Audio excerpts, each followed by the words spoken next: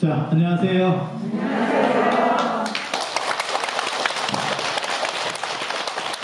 기도법사 스님이 바뀌었죠. 지정스님, 우리 인사나 한번. 인도 사람들은 인도부터 유럽까지의 특징이 말로 하는 문화가 있어요. 말로 하는 문화가 있어요. 그래서 언어에 대한 신뢰성이 굉장히 높습니다. 언어에 대한. 그러다 보니까 뭐 축원도 하고 그 다음에 축복도 하고 맹세도 하고 서원도 하고 뭐 이런 문화들이 있어요. 이런 문화들이 있어요. 그 인도에서 유럽까지 나타나는 언어에 대한 신뢰성이라고 하는 거예요. 그리고 그렇다 보니까 웅변. 요즘은 웅변 안 한다. 우리 어렸을 때만 해도 애들한테 웅변 태권도를 가르쳤어요.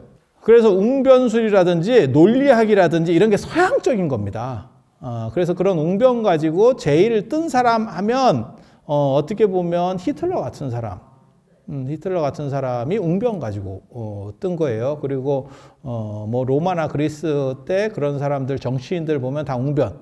그래서 그게 서양의 어떻게 보면 말에 대한 신뢰라고 하는 거예요. 말에 대한 신뢰. 그리고 동아시아에는 언어에 대한 신뢰는 없습니다. 그래서 침묵은 금이다. 그리고 논어에 보면 교원영색 선인이라 교원 말 잘하고 말 잘하고 영색 얼굴빛 이렇게 좋게 실실실 잘 웃으면서 이렇게 말 잘하고 이런 놈 치고 싸가지 있는 놈 드물다. 저런 것들은 싸가지가 없다. 이렇게 돼 있어요. 그래서 여러분 세대, 여러분 바깥 어른들이 대부분 무뚝뚝하게. 근데 그렇게 하라고 교육을 받았었다니까, 우리가 어렸을 때. 지금은 시절이 완전히 바뀌었잖아. 그럼 장가도 못 가요. 그렇게 무뚝뚝하면 지금. 그게 논어 그런 식의 영향이라고 보시면 돼요. 그게 동아시아에 원래 전통적으로 그런 식, 그러니까는 말은 느리게, 말은 어눌하게, 행동은 민첩하게 이렇게 하라라고 하는 게 어떻게 보면 동아시아의 인생 모식이에요. 그래서 언어에 대해서는 비신뢰하고 그 대신에 이제 동아시아의 가장 큰 특징이 부정 문화라고 하는 거예요. 그림 문화. 그래서 우리나라 태극기도 그림이고 다 그림이에요. 그러니까 그림을 가지고 상징성을 주는 거고 그 다음에 인도부터 유럽까지는 언어를 통해서 상징을 주는 거예요. 그래서 동아시아의 선불교 보면 뭐가 있냐면 예를 들어서 이런 향을 맡았어. 그러면 그걸 어떻게 설명할 수 있겠냐? 그건 맡아본 사람만 알지. 이렇게 얘기하는 게 선불교라고 보시면 돼요. 근데 인도에서 유럽까지는 뭐냐면 네가 그걸 제대로 설명하지 못하는 것은 네가 그것을 정확하게 인지하지 못했기 때문에 그래. 이렇게 얘기해요. 예전에는 평생을 살아도 사랑한다는 말을 안 했어요.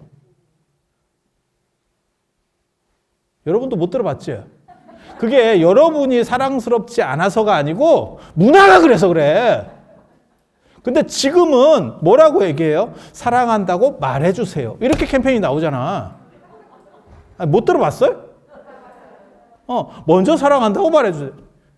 그래서 여러분들이 사람한테는 참아 못하고 개새끼한테 그 얘기를 해주잖아. 키우는 개한테. 남편한테는 안 하고 걔한테 해주잖아. 걔한테 어유 내 새끼 밥 먹었어요 이러면서.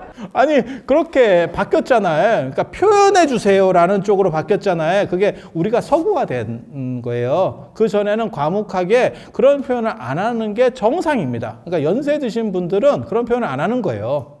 하나는 언어의 문화가 있고 하나는 언어에 대해서 신뢰하지 않는, 이게 진실어라고 하는 게 있어요. 진실어. 진실된 말. 진실된 말에는 에너지가 있다라고 하는 게 인도에서부터 유럽까지의 사고방식이에요. 그래서 여러분 자녀분들이 하는 게임이라든지 이런 거 인터넷 게임 같은 데 보면 꼭 그놈들이 주문을 외워. 주문 문화가 있어. 주문 문화가. 그런 게 어떻게 보면 진실어예요. 진실어가 뭐냐면 혹시 12왕이라고 들어봤어요? 12왕? 12왕이 누구냐면 아주 이렇게 자비로운 왕이에요. 부처님 전생담인데 자비로운 왕이에요. 근데 이 사람이 너무너무 자비로우니까 제석천이 하느님이 시험을 하려고 했었대. 저놈이 얼마나 자비롭지? 이렇게 해서 자기 밑에 똘마니를 비둘기로 만들고 자기는 매가 돼서 쫓아가는 거예요. 매가 비둘기를 쫓아가. 근데 그 비둘기가 하필 12왕 품속으로 들어갔어. 자, 이거를 이제 살려줄 거냐 말 거냐. 그렇게 해서 비둘기를 쫓아서 매가 와서 여기 혹시 비둘기 못 봤어요? 이렇게 얘기했다는 거야. 인도의 이야기의 특징은 뭐냐면 동물과 인간이 말을 합니다. 대화가 됩니다. 이거는 윤회론 때문에 그래요. 윤회론 때문에 동물이나 인간이나 지금은 대화가 안 되지만 양쪽으로 다르지만 그 본질은 같기 때문에 동물도 되고 인간도 된다라는 생각 때문에 동물과 인간이 말하는 구조는 인도에서 나온 겁니다. 그러니까 이솝우화도 인도에서 나오는 겁니다. 그걸 나중에 그리스까지 영향을 미쳐서 이솝이 편집을 하는 거예요. 그래서 동물이 말한다라고 하면 다 인도 거다라고 생각하시면 돼요. 그건 윤회론의 바탕을 둬서 본질은 똑같은 거지. 지금 걔가 동물일 뿐이고 걔가 다시 태어날 때 사람이 될 수도 있고 내가 동물이 될 수도 있으니까 그 본질은 똑같은 큰 차이가 없는 거예요. 그래서 대화가 된다는 거거든요. 그래서 따진 거예요. 비둘기가 못 봤습니까? 이랬더니 자 여러분 어떻게 할 거예요? 이게 봤다고 해서 내줘야 될까? 우리도 그 똑같은 얘기 있잖아요. 사냥꾼 그 뭐 사슴 숨겨주고 뭐 이런 얘기 있잖아요. 그랬더니 그 사슴이 선녀를 팔아넘겼다는 그 선녀와 사냥꾼 얘기. 사슴과 사냥꾼인가? 나무꾼과 선녀. 거기 보면 선녀를 팔아넘긴 그 비열한 사슴 이야기가 나오잖아. 그 나쁜 놈이지. 자기 가죽을 주는 것도 아니고 대가로 녹용을 잘라주는 것도 아니고 다른 사람을 인신매매 사슴이잖아. 나쁜 놈. 그랬는데 12왕 얘기에서는 어떻게 나오냐면 그걸 이제 그때 사냥꾼은 못 봤다고 이제 거짓말을 쳤잖아요. 근데 12왕은 뭐라고 얘기하냐면 품 안에 있다. 이 사람 정직하고 이런 사람이라서 품 안에 있다. 하지만 내가 너에게 이걸 돌려줄 수는 없다. 네가 잡아먹을 거기 때문에. 나는 생명을 사랑하는 사람이라서 너에게 줄 수가 없다. 그랬더니 그 내가 보기에는 그 매가 12왕이야. 매가 12를 잘 따져요. 그래서 뭐라고 얘기하냐면 야 너가 생명을 살리는 거는 괜찮은데 내가 못 먹으면 내 생명이 죽잖아. 이렇게 12를 따져. 그러니까 12왕이 할 말이 없잖아. 그랬더니 대체 식품을 주겠다. 말을 그렇게 합니다. 내가 대체할 걸 주겠다. 그랬더니 매가 또 입맛이 까다로워요. 갓 죽은 고기 아니면 나는 먹지 않는다. 식물로 바꿔치게 하려고 하지 마라. 딱 이렇게 얘기하는 거예요. 아주 경우가 바른 놈이지. 딱 맞는 얘기래. 그래서 누군가 갓 죽은 거를 쓰려고 하면 결국은 누군가 생명을 주게 되잖아요. 그래서 어떻게 했냐면 그러면 내가 허벅지를 베겠다. 내 살을 포를 뜨겠다. 회쳐주마. 이렇게 해서 허벅지를 뱉대잖아. 그 얘기 이거 처음 들어봅니까 혹시? 들어본 사람 손 한 번만 들어봐. 별로 안 들어봤구만. 여기서 끝이 아니야. 그런데 그 매가 뭐라고 또 시비가 분명한 놈이라 그랬잖아. 나는 더 원하지도 않고 딱 매 무게만 원한다. 달아서 줘라. 그런데 그 매가 비만이었지. 이제 문제가 거기서 벌어지는 거예요. 그래서 저울로 다니까 매가 더 나가지. 그래서 이게 포를 거기서 이제 갈등이 시작되는 거예요. 인간이. 자, 하나를 떴는데 매가 무게가 더 나가. 또 뜰 거냐? 또 뜰 거냐? 이게 굉장히 어려운 문제거든요. 하나 돌렸는데 하나 더 돌릴까? 이렇게 돌렸는데 또 올려도 안 된대. 그래서 다 긁었대잖아. 이걸 다 긁었대잖아. 이게 효자 얘기, 허벅지 그거 되게 많거든요. 그리고 혹시 그거 아세요? 그 사람 숨 넘어가려고 그러고 효자들이 이렇게 딱 무명지를 깨물어서 이렇게 피를 이렇게 딱 넣어주고 더 빨리 돌아가십니다. 그거 하면 안 됩니다. 피가 응고되면서 기도를 막습니다. 근데 이제 그렇게라도 해서 뭔가 간절함을 보여주는 뭐 이런 거잖아요. 결국은 나중에 12왕이 그 몸 전체가 올라갔대잖아요. 저울로. 그래서 자기 그렇게 할 거면 돌이지 말고 올라가지.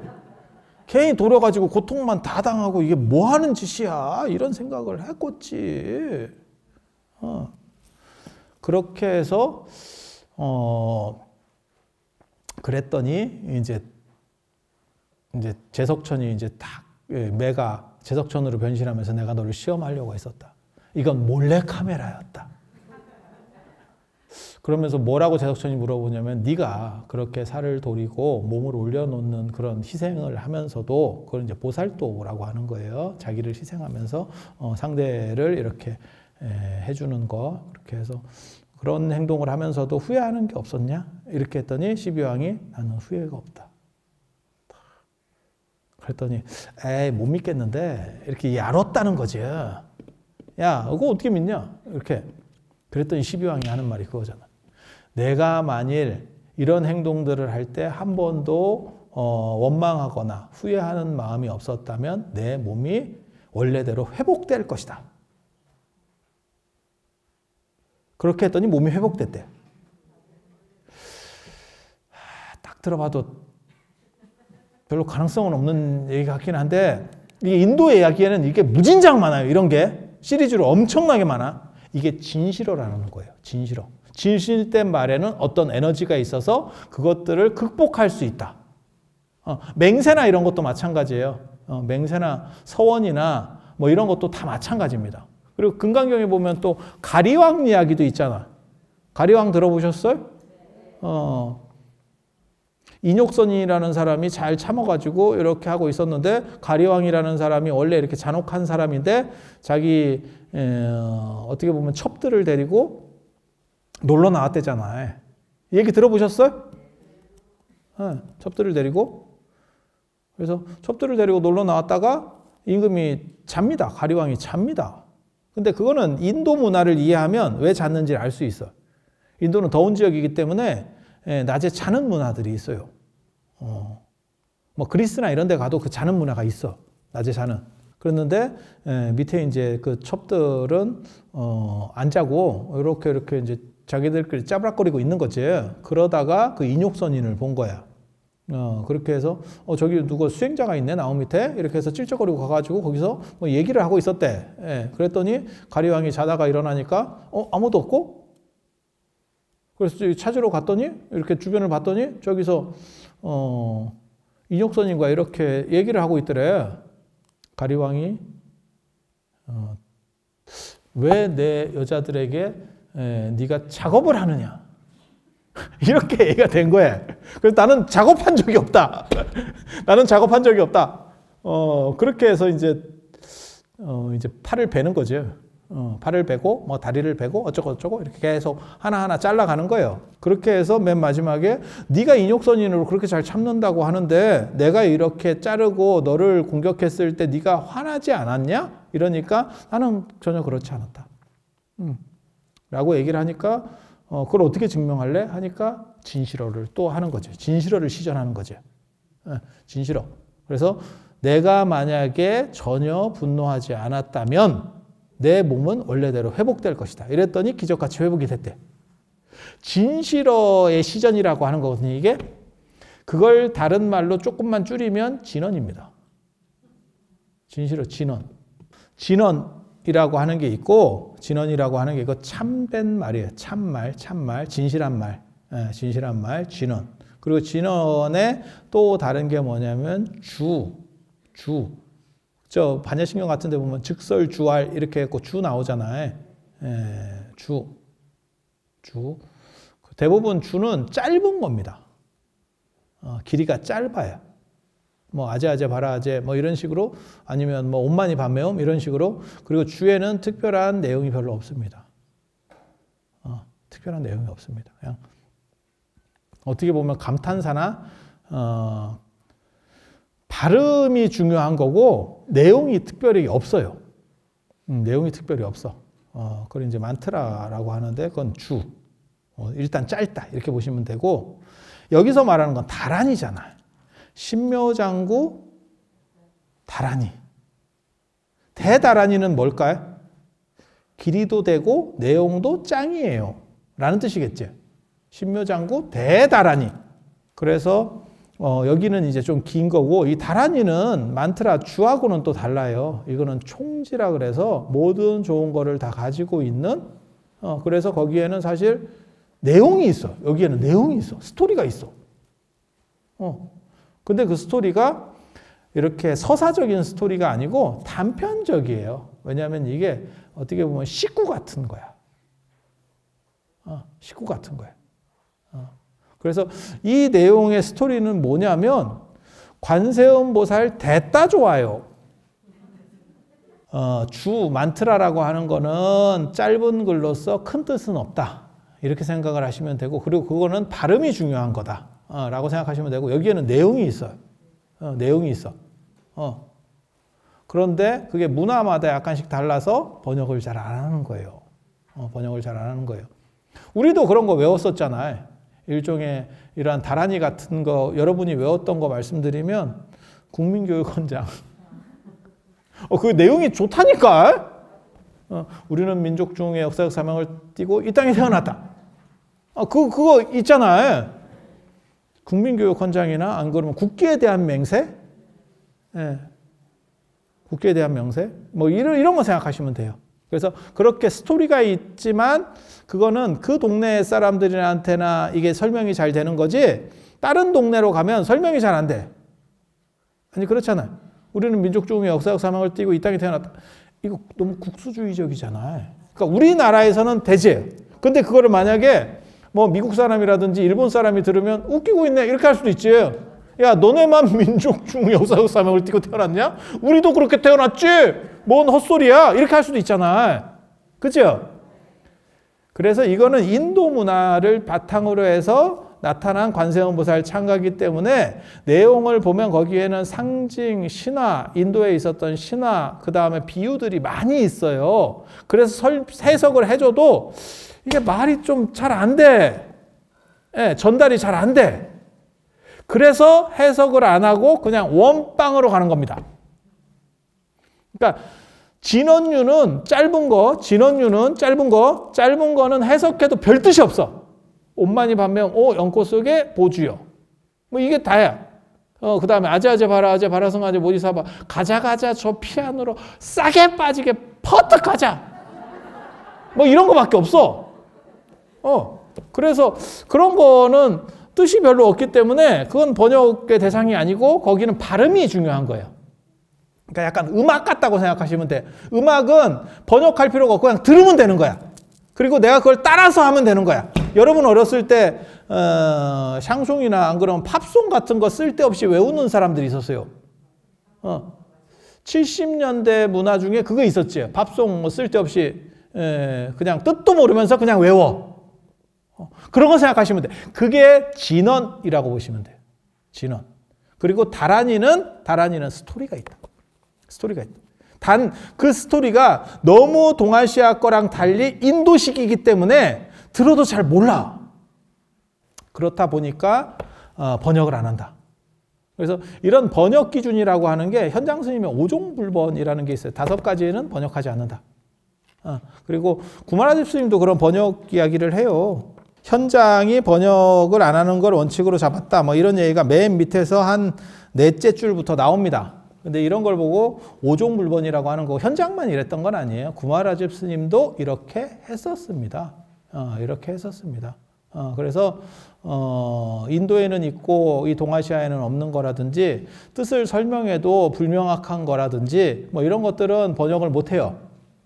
지금도 마찬가지예요. 그래서 여러분이 어떻게 생각하실지 모르겠는데 한문을 한글로 번역하는 건 상대적으로 쉽고 유럽 거나 이런 거 있잖아요. 번역하기 상대적으로 어렵습니다. 왜냐하면 문화가 동일하지 않기 때문에. 그래서 우리나라 사람들이 그런 걸 번역하기 힘들 때 뭘 쓰냐면 일본어 번역본을 가지고 다시 번역을 해요. 맞춰서. 일본 사람들이 한번 고민을 해서 단어들을 어느 정도 정리를 해놨거든. 그러면 훨씬 쉬워요. 훨씬 쉬워. 그래서 그렇게 번역이 안 되는 부분들이 있고 그 중에 하나가 다란이라더라. 이 심묘장구 대다란이가 중국으로 넘어올 때 인도가 지금 쓰는 문자를 계속 쓰는 게 아니에요. 우리도 이 심묘장구 대다란이가 언제쯤 만들어졌을 걸로 추정하냐면 500년대에서 600년대 초반 정도쯤에 만들어졌을 걸로 추정을 하는데 모든 이 문서에는 지문이라는 게 있습니다. 사람만 지문이 있는 게 아니고 모든 문서에 지문이 있어. 그래서 그 시대에 만들었으면 그 시대 이야기가 나와. 이해가 됩니까? 이 신묘장구 대다란이는 500년대 그 다음에 600년대 초쯤에 만들어진 거기 때문에 그 시대적인 내용들을 많이 가지고 있다라는 거 한 가지. 그러니까 인도의 그 시대의 이야기를 가지고 있다라는 거 한 가지. 그리고 그때 쓰던 문자를 지금 인도 사람들이 계속 쓰느냐? 아니 그렇지 않아요.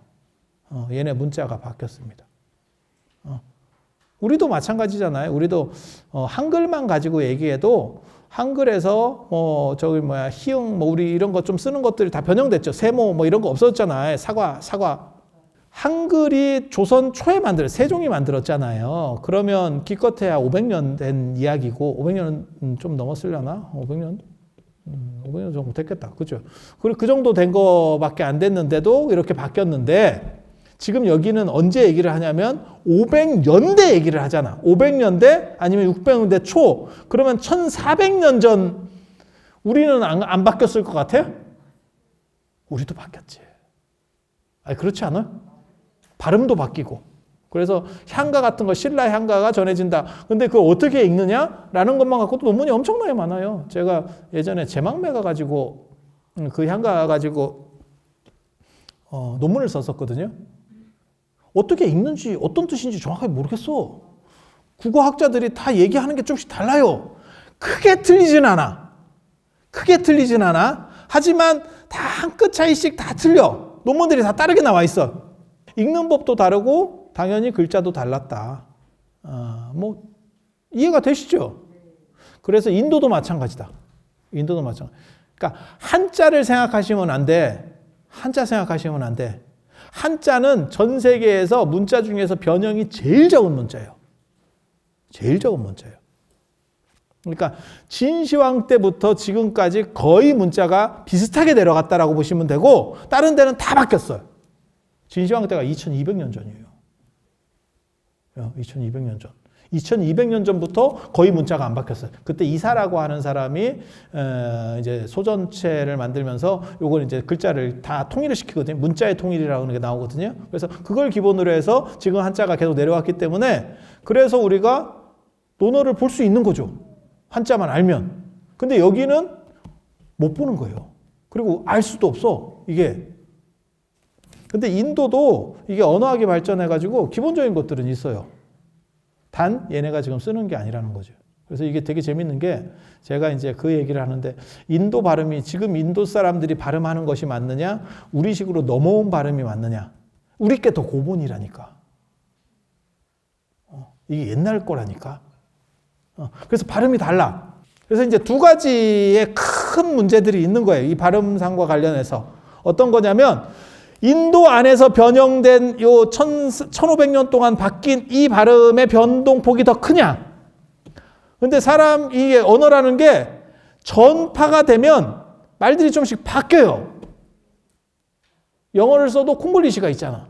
이런 식으로 바뀌어. 근데 우리는 한 번 바꾼 게 아니고 중국말로 한 번 바뀌고 우리말로 또 바뀌었지. 이 간격이 더 크냐? 내려오는 간격이 크냐를 가지고 이제 정해야 되는 거예요. 둘 다 타당성이 있어요. 이게 굉장히 재밌습니다. 언뜻 생각할 때는 인도 거니까 인도 발음이 더 타당한 거 아닙니까? 아니에요. 그리고 언어를 쓰는 사람의 가장 큰 특징이 이건 진언에서 늘상 나오는 문제인데 이거를 제일 먼저 주장한 사람이 저예요. 그래서 아제아제 바라아제 같은 거 할 때 가테 바라 가테 이렇게 해야 된다는 이거 내가 말 같지도 않은 소리 하지 마라 이런 식으로 주장한 사람이 저거든요. 이유가 뭐냐면 언어는 계속 쓰는 집단에서 제일 빨리 바뀌어. 문자가 나온 뒤로 언어가 바뀌었고 한 번 바뀌었고 카톡이 나온 뒤로 우리가 언어가 엄청 바뀝니다.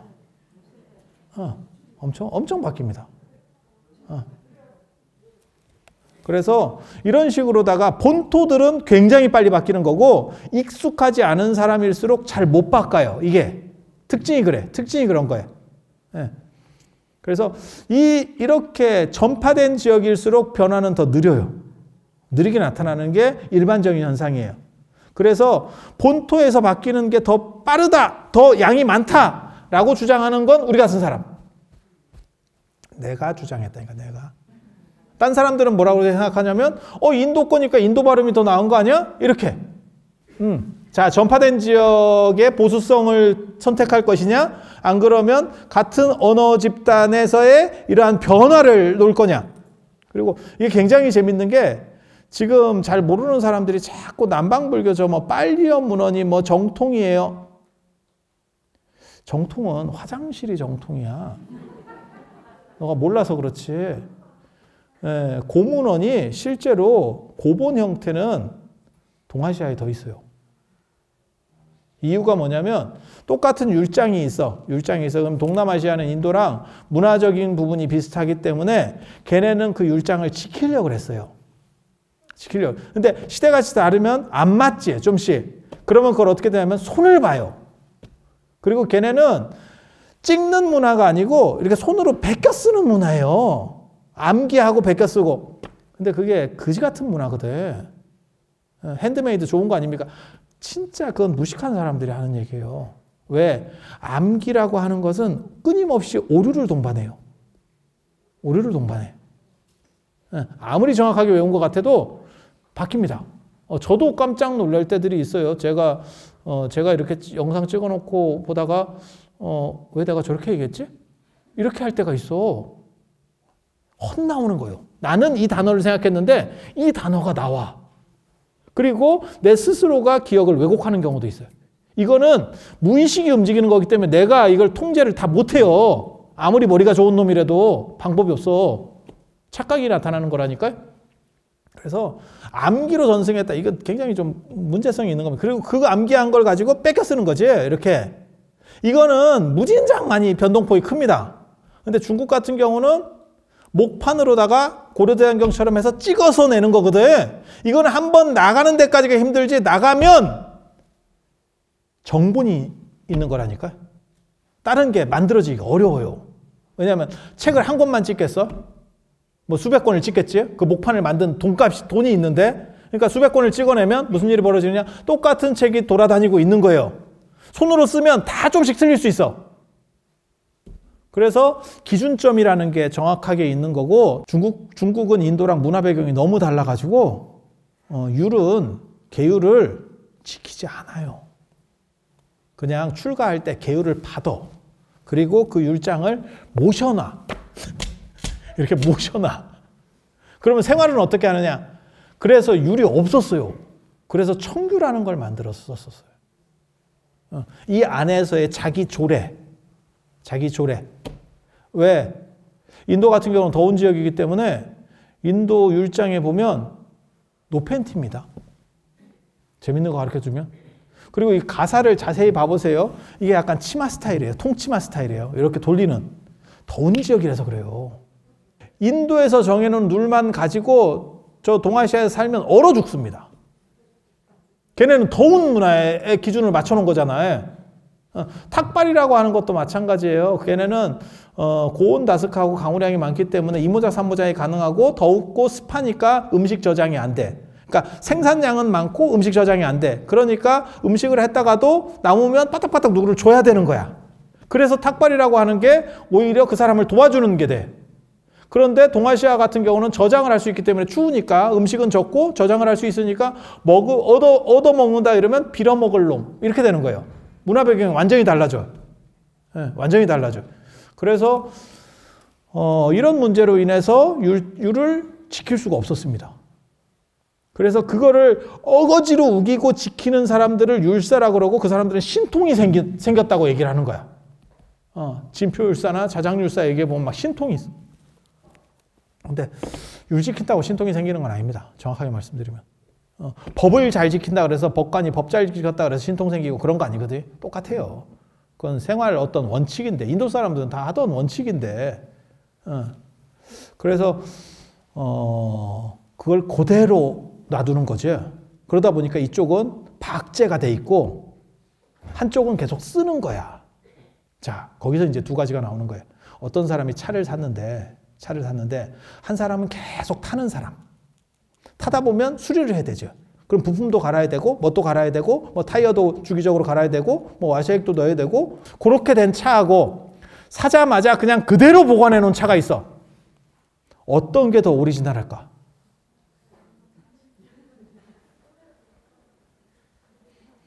그래서 동아시아 불교 경전의 타당성이라는 게 굉장히 높아요. 근데 문제가 있어. 저 동남아시아에서 쓰는 빨리어는 인도말하고 호환이 잘 돼요. 그러니까 중국말을 번역하는 데 있어서 한자를 번역하는 데 있어서 제일 유리한 언어 중에 하나가 한국말이나 일본말이에요. 왜냐하면 같은 한자 단어들이 많으니까. 근데 저걸 영어로 번역하잖아요. 쉽지가 않습니다. 이해가 됩니까? 그래서 인도말하고 남방의 빨리어는 유사 언어예요. 그래서 그 언어적 정통성은 그쪽이 가져가는 거야. 근데 이쪽은 한자로 번역했잖아요. 그래서 언어의 정통성은 없어. 언어가 유사관계는 아니야. 하지만 이쪽은 화석이야. 그래서 각각 하나씩의 정통성을 또 갖고 있는 거야. 이거 되게 재밌지? 되게 재밌지? 그래서 남방불교계 문헌이 더 대단한 거예요. 더 오리지널한 거예요. 그건 말 같지도 않은 소리입니다. 걔네 건 되게 많이 바뀌었어요. 그러니까 차로 얘기하면 원판이 아니야. 너네 건 원판이 아니야. 뜯어 고친 차를 원판으로 볼 수 있느냐? 라고 하는 거예요. 이 진원과 다란이에 있어서는 어떤 문제가 있냐면 인도에서 언어가 바뀌었느냐? 그 다음에 전파 지역의 보수성을 높게 평가할 것이냐? 인도에서 바뀐 거에서 그래도 걔네는 같은 언어니까 거기에 정당성을 부여할 것이냐? 그 논점이 있는 거예요. 이거 되게 재밌지? 되게 재밌. 다란이는 제가 보기에는 그렇게까지 큰 의미는 없어. 이게. 근데 진원은 발음이 제일 중요하다니까. 진원에서는 이게 큽니다. 다란이는 내용도 있는 거고, 진원 같은 경우는 이제 발음을 어떻게 할 것이냐가 중요하기 때문에 그 부분에서는 굉장히 그 논점으로 제기될 수 있고, 저 같은 경우는 우리께 내가 보기에는 뭐 타당성이 충분히 괜찮을 것 같은데, 왜냐면 원판에 확실성이 있는 게 있으면 모르겠는데 결국은 걔네도 불확실한 거고 우리도 불확실한 거면 그럼 팔이 안으로 굽어야 되는 거 아니야? 우리는 또 이제 이렇게 생각을 하는 사람이고, 그리고 우리는 실제로 발음을 못 고쳐요. 왜? 알아야 고치지. 그냥 앵무새가 안녕하세요 하는 것처럼 그냥 똑같이 하는 거예요. 함부로 못 고쳐. 아재아재 봐라 아재. 100년 전에도 그렇게 아재아재 했다. 200년 전에도 아재아재 했어요. 못 고쳐. 그런가? 왜냐면 뜻을 알아야 고치지. 야, 뭔 뜻인지, 이게 뭔 발음인지 알아야 고치지. 못 고쳐. 못 고쳐. 그래서 그런 문제들이 존재한다더라. 신묘장구 대다라니는 전체 내용은 관세음 보살을 찬탄하는 다양한 문헌, 다양한 이야기들이 그 안에 있고, 그 다음에 당시에 경쟁하던 힌두교의 다른 신들을 까는 이야기들도 있고, 그 중에 일부는 불교 쪽으로 이렇게 본따 가지고 삼성과 애플의 스마트폰 관계라고 생각하시면 돼요. 한쪽이 뭘 하면 그 다음에 한쪽도 그걸 하고 한쪽도 그걸 하고 이렇게 가잖아요. 그죠? 그런 식이라고 생각하시면 돼요. 그래서 그걸 서로 영향을 주고받는다라고 말하는 거예요. 일방적으로 영향을 받았으면 뺏겼다고 말하는 거고, 뺏겼다고 하는 거고, 어떤 무식한 놈들이 신묘장구 대다라니가 힌두 이야기 아닙니까? 미친놈이요. 일고의 가치도 없고 그냥 미친놈이에요. 지금 4차 산업이 트렌드예요. 이러면 4차 산업 이야기가 나오게 되는 거고, 4차 산업 벌써 죽었다. 단어 자체가 벌써 죽어가요. 웰빙이라는 단어도 한동안 유행하다가 죽었거든요. 어느 순간 이렇게 단어가 쓰는 비율이 쭉 떨어졌어요. 따봉이지, 따봉. 한동안 썼지만 쓰지 않지. 그런 식 생각하시면 돼요. 그래서 그런 영향들을 서로 주고받을 수밖에 없어요. 그래서 이게 그 얘기예요. 그 얘기예요. 그래서 이게 뭐 힌두교 얘기예요. 이거 그렇게 말하는 놈은 힌두교도 제대로 모르고 불교도 제대로 모르는 놈이에요. 그래서 그런 얘기를 다음 시간에